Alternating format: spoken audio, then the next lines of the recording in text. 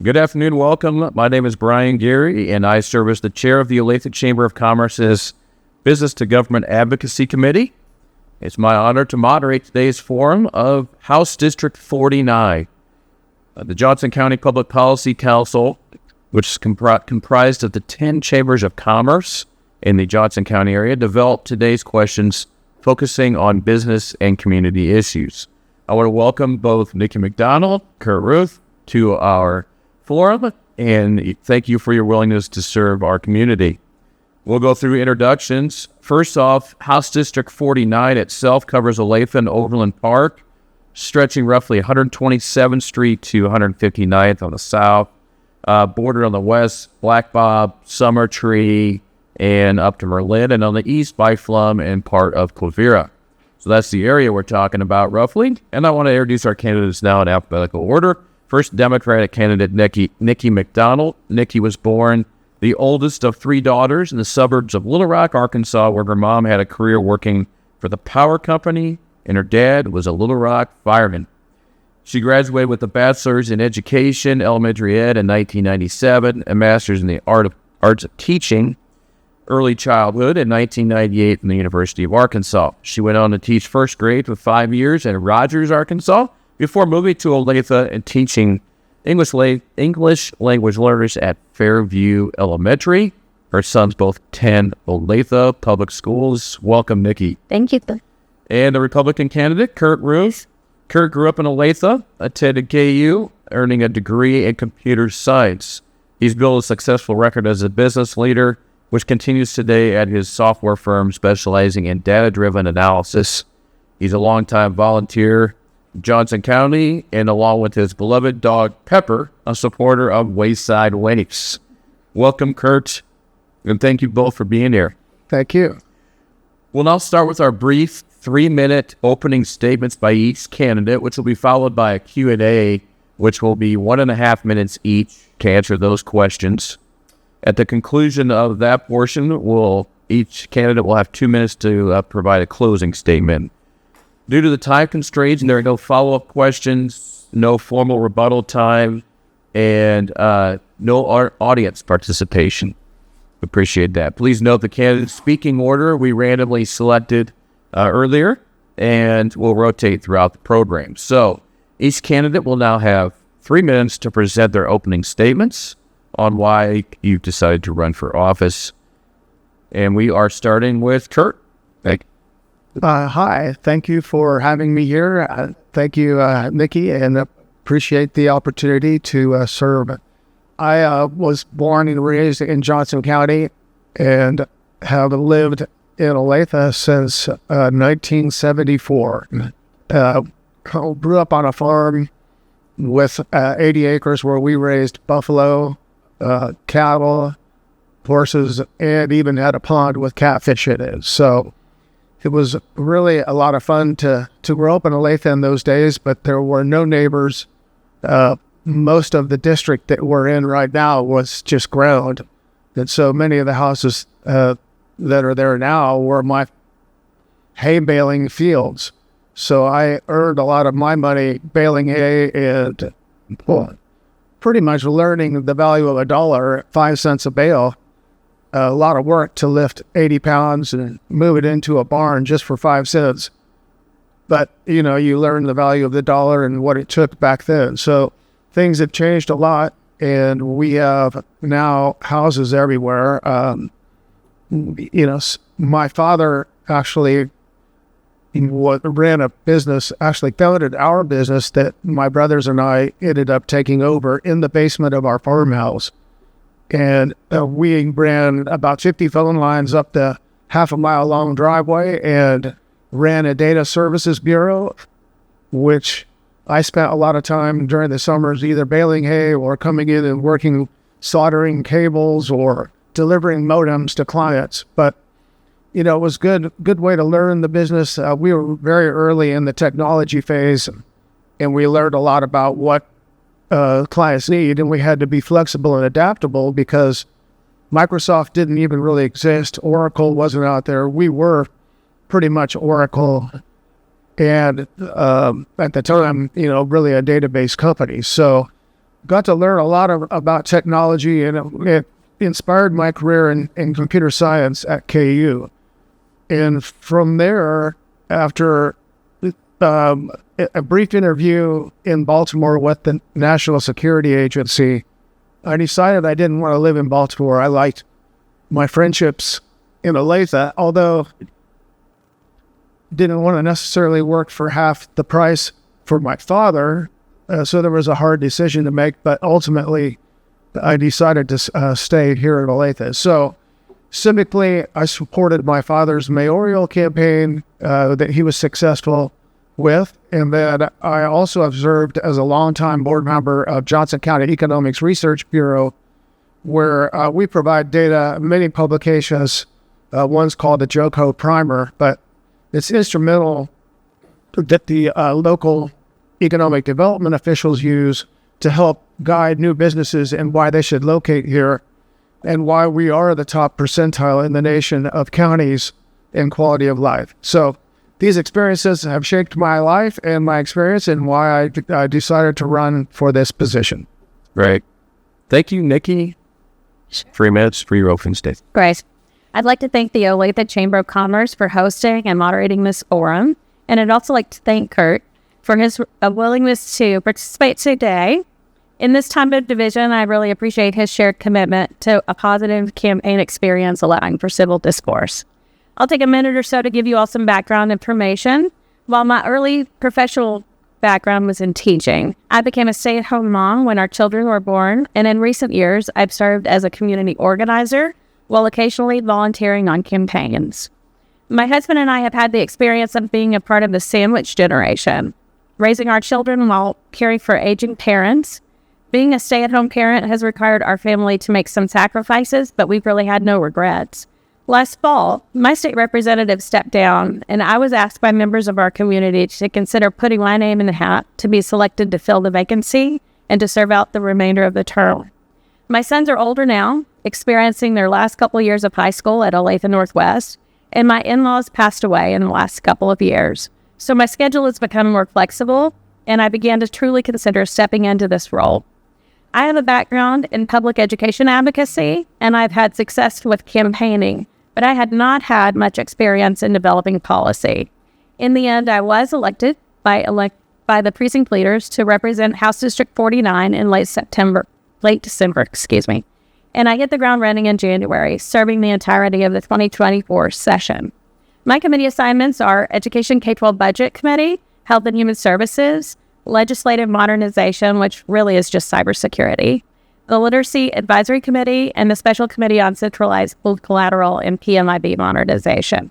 Over the years, my husband and I have owned several small businesses, including real estate and property management, political and business consulting, as well as analytics and AI and data science. While I'm not new to political advocacy, I am relatively new to being an elected official. In fact, I'd never seriously considered doing this job before last November. However, I've found that I have an affinity for this work, and I am enjoying it. Being an elected official is one of the most humbling experiences I have ever had, but it's also one of the most fulfilling. It's an honor to serve as the representative for House District 49, and I'm humbled to have the opportunity.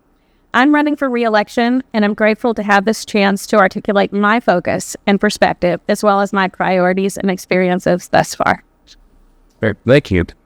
We'll now move on to the Q&A portion. Our candidates will each have a minute and a half to answer each of the questions and to respond.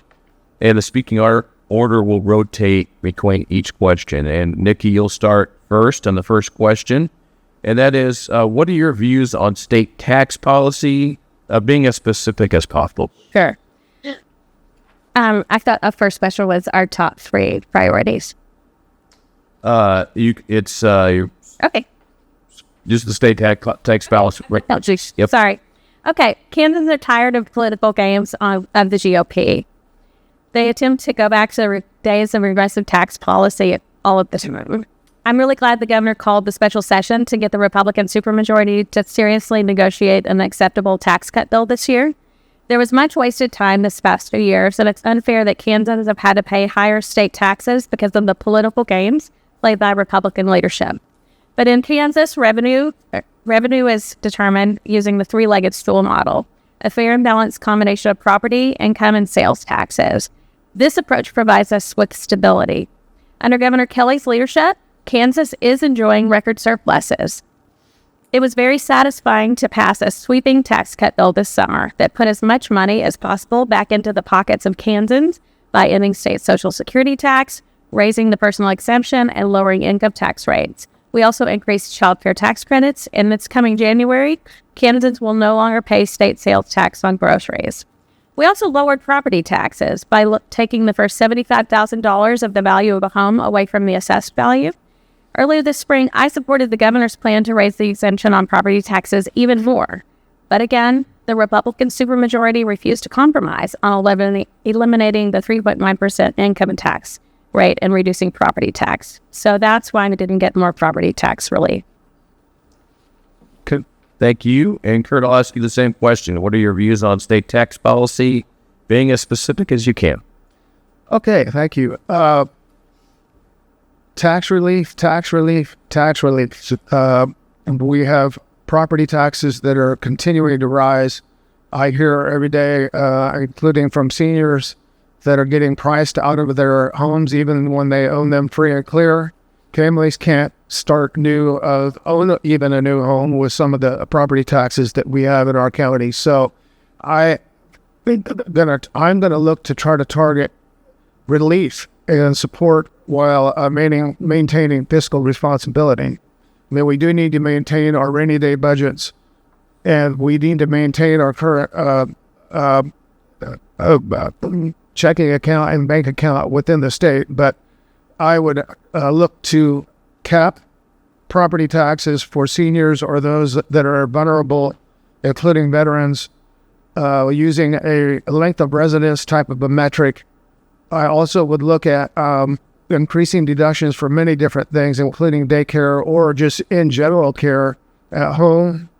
Further, I would support families and caregivers with credits for those that are providing care or daycare services. And would look at a policy that desires to be revenue neutral, meaning any new spending would be offset with additional revenues. We have new revenue opportunities that I will talk about later on in this session, but my policy aligns tax measures with strategy and a balanced approach that would aim to give relief while support our most vulnerable populations. Great. Thank you. And Kurt, you'll answer this next question first. What are your views on K-12 education funding and accessibility? I have taught adjunct before. I've written a college textbook. I have worked with a lot of different teachers, and I've spoken to many different individuals on this subject. I know it's very complex, and there's a lot going on with it. So I am highly supportive of the fully funded education priorities that we have currently, and I would even expand that. I had a discussion with a really notable teacher over the weekend, and I have strong support for teachers.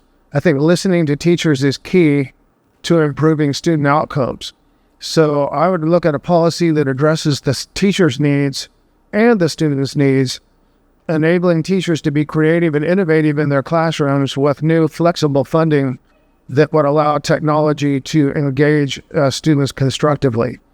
I also would assure that teachers are paid effectively, and that they would be able to set good learning environments to remove the disruptions that are currently in classrooms, including cell phone usage and other things that I will talk about at some other times.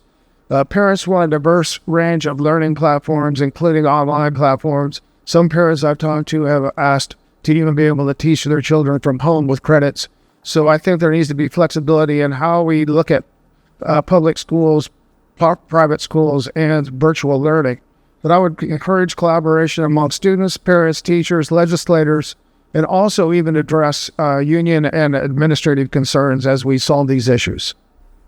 Nikki, I'll ask you the same question. What are your views on K-12 education funding and accessibility?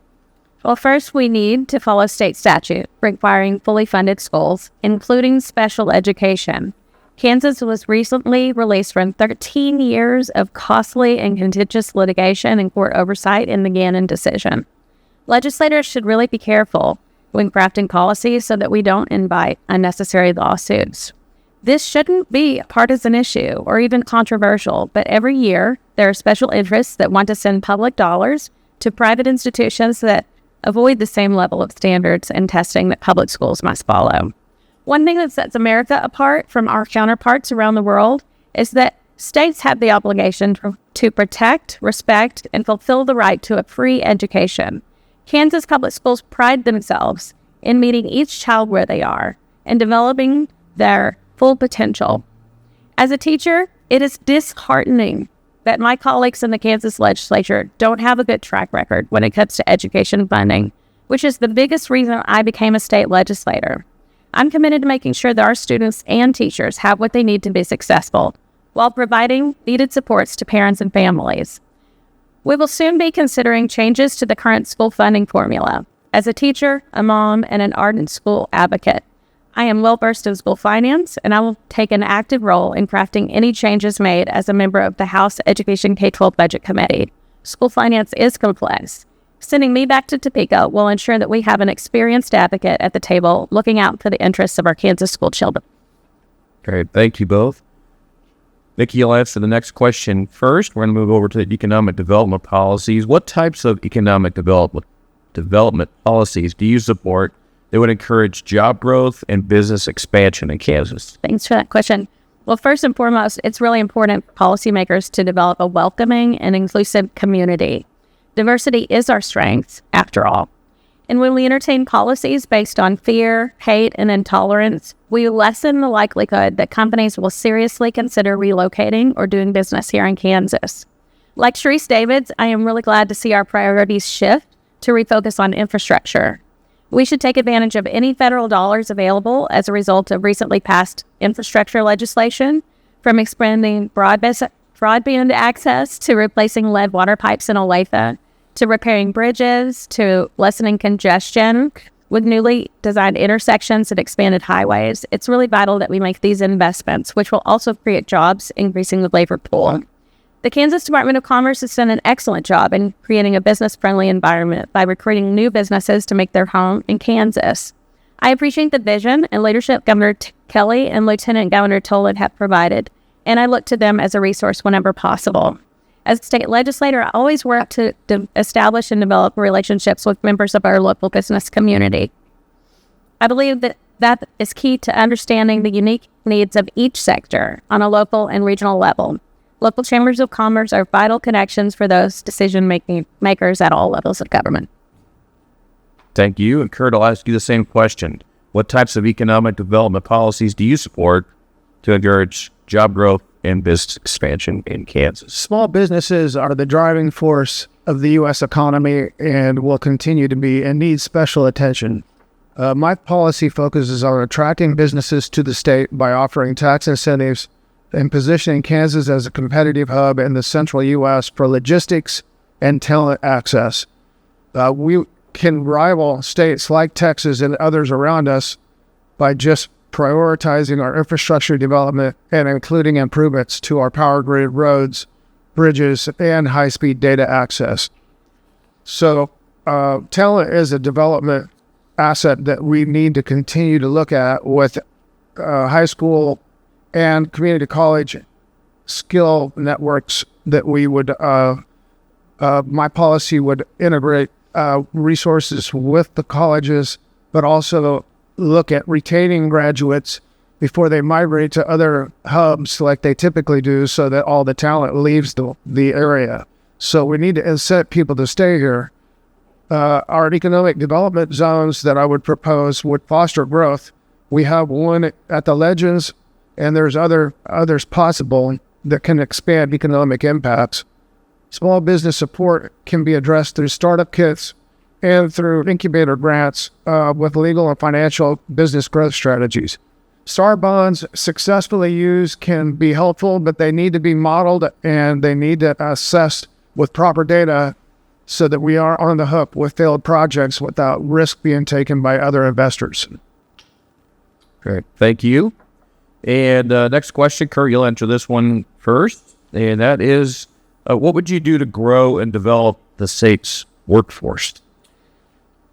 My workforce policy emphasizes the importance of vocational and technical training to prepare a skilled workforce for the evolving job market. It advocates for stronger collaboration between business and educational institutions, and I want to align training programs with job market needs, ensuring better job placement for graduates. I've experienced this myself by working directly with KU and their graduate programs with great success, but then I have big companies come and hire my team away from me for twice of what I'm paying them, so we need better integration programs. My incentives would also work around apprentice programs, skill development programs that meet the needs of the current workforce and train for upskilling.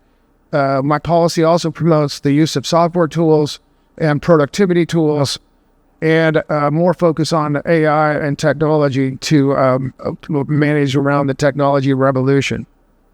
Additionally, my policy supports creation of business education incubators within high schools and after-school programs that also link into colleges for educating students in essential job skills. These incubators will help students gain exposure to new technologies and industries, foster innovation, and prepare them for future careers in high-demand fields. Overall, my policy is to build robust talent pipeline that can continue on with our skills necessary for that changing technology environment. Great, thank you. And Nikki, I'll ask you the same question. What would you do to grow and develop the state's workforce? Well, like I've been saying, investments in students and public schools always pay off. Our local public schools already do an excellent job partnering with the business community on workforce development. We have a pipeline of workers with the needed skills for current and future jobs, but there's always the chance to do better. We must also work with employees who are interested in retooling and furthering their education to help them along their career paths. In Johnson County, businesses and other community partners play active roles in volunteering to mentor students here. We've had some success with creating scholarships to address shortages of workers in key sectors, such as nursing, teaching, and skilled trades. I helped pass a bill into law this year that provides scholarships for members of the Kansas National Guard to get tuition paid for graduate school to advance their careers. Ultimately, I think it comes down to forward thinking, proactive planning, and fostering relationships and communication between the business community and institutions of learning, connecting employees and students and consumers. Great, thank you. And the next question, Nikki will answer first. What are your views on the state's role with respect to ensuring access and affordability to post-secondary education? This question is really timely for our family because we have two sons in 11th and 12th grade. You know, we all want our kids, my kids, your kids, to have better opportunities than we've had. Like many states, Kansas has pushed more of these costs of higher education onto students and families, increasing the need to borrow against the children's futures. We really need to do more to ensure our universities are affordable. Students should not have to take on 20 to 30 years of debt to go to college when that money could be spent on a down payment for a house. The rising cost of education, of higher education, is a national trend that creates barriers to success. I always like to remind people that a budget is a reflection of our priorities, and in my opinion, we have not, as a state, invested properly in recent years in our institutions of higher learning. There is room to look with a critical eye at our state government and to cut out wasteful spending in order to right the ship and begin to put a higher priority on making education affordable. Kansas already has highly innovative institutions of higher learning, but maintaining these high standards requires a sustained level of commitment.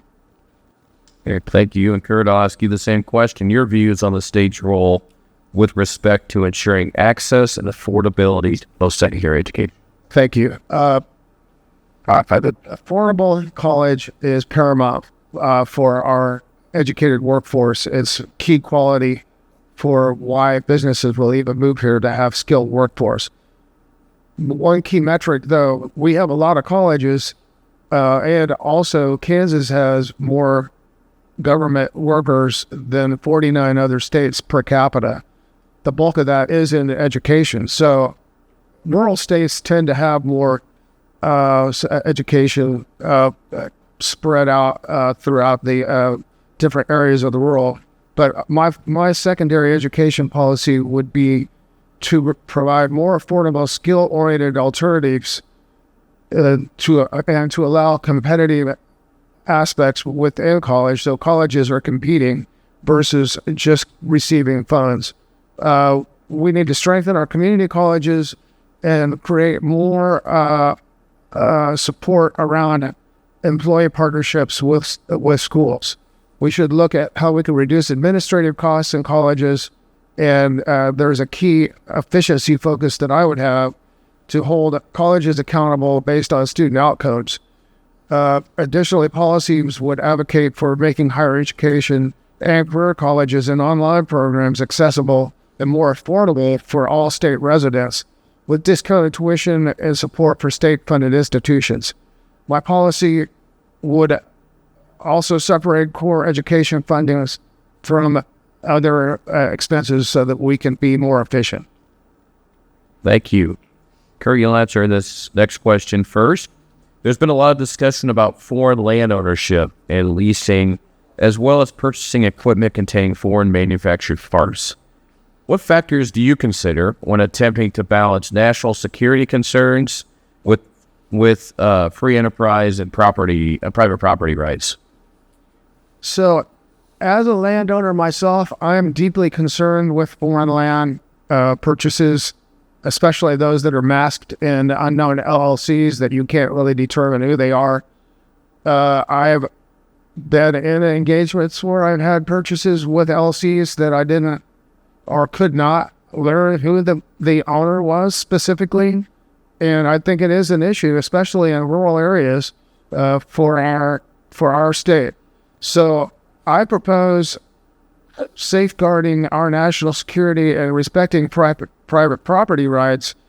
I would propose a national security radius of 100 miles around military bases.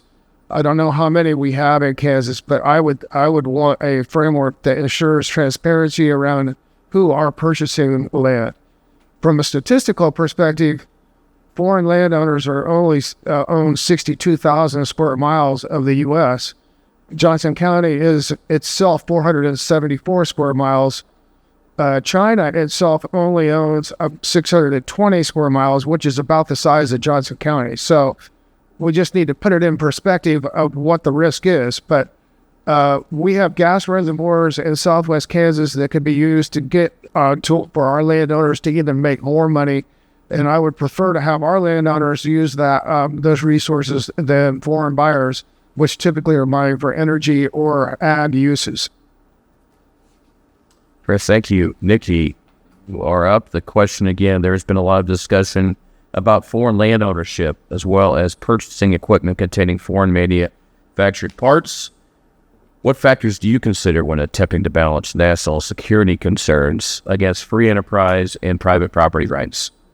Well, with respect, it's counterproductive and wasteful for elected officials to indulge in conspiracies about the Chinese Communist Party using businesses as fronts to take over our state. The federal government already has several agencies that deal with foreign threats. I find it really hard to believe that our part-time citizen legislators know more than vetted career subject matter experts with security clearances and access to foreign intelligence. Besides, military bases are overseen by the Pentagon. The fact of the matter is that we have real problems to address, like cybersecurity preparedness. There's no doubt that bad actors, both foreign and domestic, are targeting our computer systems, trying to find and exploit weaknesses. That's why my work on the Legislative Modernization Committee has been so impactful. We passed a massive bill to restructure the state's IT and cybersecurity operations for all three branches of government and state agencies this past spring. When it comes to land ownership in Kansas, I don't think residents of Kansas are as concerned about Chinese ownership as they are about affordable ownership for their own families. Unfortunately, when we waste time talking about potential Chinese invasions, we don't really have much time left to talk about how we can help families buy their first home or help seniors on fixed incomes stay in their homes. We really need to spend more time on that type of discussion. Great, thank you. And Nikki, you'll go first on this question. What are your views on healthcare policy and Medicaid expansion? Sure. Thank you for that question. Like 70% of Kansans, I'm in favor of Medicaid expansion because it makes financial sense to do so. I was one of 5 yes votes in the House Health and Human Services Committee, yet the tight grip of the extreme Republican leadership compelled each of my Republican colleagues on the committee to vote no, which ultimately prevented the bill from being even debated on the House floor. This is typical partisan political bullying, while ignoring the will of the people, which Republicans are known for. Unlike my Republican opponent, I will not be beholden to the leadership of my party. I have demonstrated the ability and willingness to think for myself. I speak truth to power, and I vote according to the priorities and values of our community here in House District 49. With respect, my opponent is naive if he thinks that he can buck the Republican machine in the legislature as an incoming freshman without any repercussions or punishment from his leadership. As for healthcare policy this session, I was really appalled at the efforts by my legislative colleagues to not only insert themselves into the private medical decisions of Kansans, but also to repeatedly attempt to weaponize the law, threatening medical providers with the potential loss of their license, civil penalties, and even taking away their ability to have medical malpractice insurance, all for working within their scope of practice using industry-standard treatments. Villainizing medical providers disincentivizes families from moving here, living here, and staying here. So politicians should take care to not interfere with politicians should not interfere with doctors and their patients. Hard stuff. Thank you. Kurt, I'll ask you the same question. What are your views on healthcare policy and Medicaid expansion? The focus on the payer and provider networks is essential to optimize healthcare delivery and cost management. So I think there's always a challenge with any government in managing that process, and it was intended to be more privately run, but now that we have government running it, it becomes less efficient. So I would emphasize fiscal responsibility and prevent higher taxes to increase state debt to ensure long-term financial stability for Kansas. So advocating for private insurance and market competition will help reduce healthcare costs while improving service quality, reducing waste and inefficiency in healthcare programs. State autonomy is vital to designing healthcare solutions that address unique needs of Kansas residents. So expanding healthcare programs without careful consideration can have a negative economic impact. So I would, at this point, do not support Medicaid expansion until we can thoroughly assess where we're at and get programs better tuned for our implementation. Policies should include personal responsibility and promote healthy behaviors, but also fostering a proactive approach to healthcare management, preventive care, expanding rural telehealth services, particularly into rural Kansas, and cost-effective care in underserved areas, assuring all residents have access to necessary health care. Thank you. And Kurt, you'll answer the next question first. One of the matter of debate is how control over decision-making is divided among state legislature versus local governments, including local school boards, so on issues such as taxation, economic development, and education. What are your views on this issue? Thank you. So effective local and state collaboration in planning and decision-making requires a whole government approach. It needs to integrate efforts across various sectors and agencies. This involves establishing clear communication channels, aligning strategic priorities, and coordinating resources to address shared goals. Regional intergovernmental meetings, task forces, frameworks that facilitate decision-making need to be implemented, but also a wide range of stakeholders, including the public, the businesses, and the private sector partners with diverse input need to be included in these discussions. I've had a lot of experience working with the County Economic Research Bureau, and we've worked on regional things that include Missouri and Kansas, and that economic development for things like tourism or this soccer championship that's coming up need to be considered all the way from the federal to the state to the regional levels. These are crucial for attracting and retaining businesses that we're communicating and have this shared approach incremental approach in making things change so that we have a stable foundation. And we need to engage in local communities, forums, surveys, and other information feedback so that we can make sure that we're communicating across all channels. Thank you. Nikki, I'll ask you the same question. How control over decision-making is divided among the state legislature and local governments, including local school boards, on issues such as taxation, economic development, and education has been a matter of debate. What are your views on this issue? Thank you. The Kansas State Legislature certainly has a role in taxation and economic development, but whenever possible, local control really should be respected. Kansas State Board of Education determines the state standards, but local school boards are best equipped to decide how to allocate resources to ensure achievement at these state standards. Local control shouldn't just be a talking point when it's convenient either. Because one size does not fit all, the government entities closest to the people are best able to manage day-to-day operational issues. From running the schools, to city zoning, to county planning, the local officials know the needs of their communities best.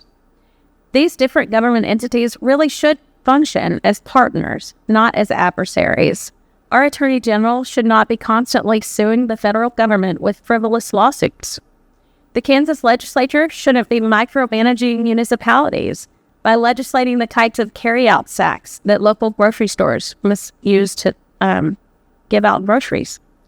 And in my opinion, we really must default to local control whenever possible, and we have to be very diligent to stay on our own respective lanes. Thank you. And that concludes our question and answer portion. So we'll move on to our closing statements. Each candidate will have 2 minutes to present their closing statement. We ask that you please highlight what most distinguishes you from your opponent. And Nikki, you will go first on your closing statement. So the time is yours. I come from really humble roots, and I know what it's like to do without, to stretch every dollar and to struggle without a safety net to fall back on. With the rising cost of inflation, housing, childcare, healthcare, I really get it. I worked really hard to put myself through college on my own, while my opponent has lived here his full life. My husband and I deliberately chose to make Olathe our home over 21 years ago. I'm a member of the sandwich generation, and I understand the challenges many face while working and raising children and caring for aging parents. But the bottom line is this: I'm not afraid of hard work, and I've gone into this role with my eyes wide open. I had the experience of pushing for changes in education policy and funding as a parent, business owner, community advocate, and sitting member of the Kansas House Education K-12 Budget Committee. I am more reflective than my opponent of the district that we represent.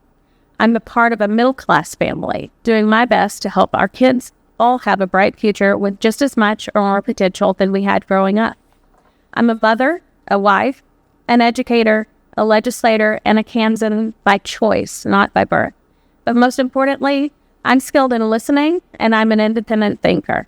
I'm a pragmatic problem solver who has prioritized building relationships based on trust, both in Topeka and here at home. I am the candidate who is best equipped to represent our district in the Kansas State House.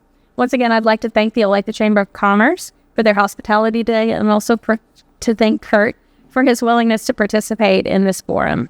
My website is McDonaldforkansas.com. Early voting starts on Saturday, October 19th, and Election Day is Tuesday, November 5th. Your vote is your voice. Thank you all for taking the time to educate yourself about the choices on the ballot this fall. Thank you. Kurt, you have 2 minutes now to present your closing statement, and please be sure to highlight what most distinguishes you from your opponent. Okay, thank you. I respect my opponent, but I do believe there are significant differences in our policies, and I'll go through a few of those. But I, for one, am an outsider to politics. I'm not part of the establishment. I'm committed to reforming government through tangible results. I propose to establish an efficiency commission to introduce data-driven innovation and accountability, standing up to the entrenched interests within Topeka. I also think that I can provide a fresh perspective when it comes to how things are done there. I advocate for a common sense approach to governance, also focus on ethical business principles and bipartisan collaboration, avoiding divisive agendas. For education, I aim to enhance our already excellent education system and to foster economic growth. This includes supporting schools, teachers, and expanding funding for technology innovation programs to prepare students for future opportunities. On the economic front, my economic policy supports small businesses and incubators and implements pro-growth business policies that we can use to attract businesses with tax incentives and reduce regulatory barriers into our state. From a data and safety perspective, I think our police need more funding so we can retain them. I'm proposing a framework for AI regulation that would protect our data not only from outside foreign adversaries, but even from our own government. I also would look at policies that would safeguard misuse of data within the state. The Efficiency Commission that I'm proposing will streamline state government operations, reduce costs, enhance public service delivery. This commission will be tasked with including clear performance metrics and will report regularly to both private and public sectors. Thank you for this opportunity, and I hope for your vote on November 5th. Great, thank you. And that concludes our forum for House District 49.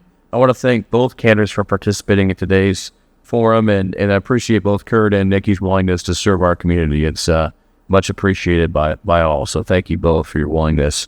And on behalf of the Olathe Chamber of Commerce, I want to thank everyone for taking advantage of this important opportunity to learn about our candidates.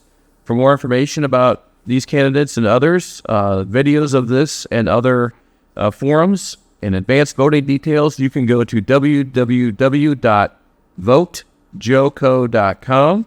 And please share this voter resource with your colleagues, your family, and other community friends that you have. With that, thank you again for watching and attending, and we are adjourned. Thank you both. Thank you.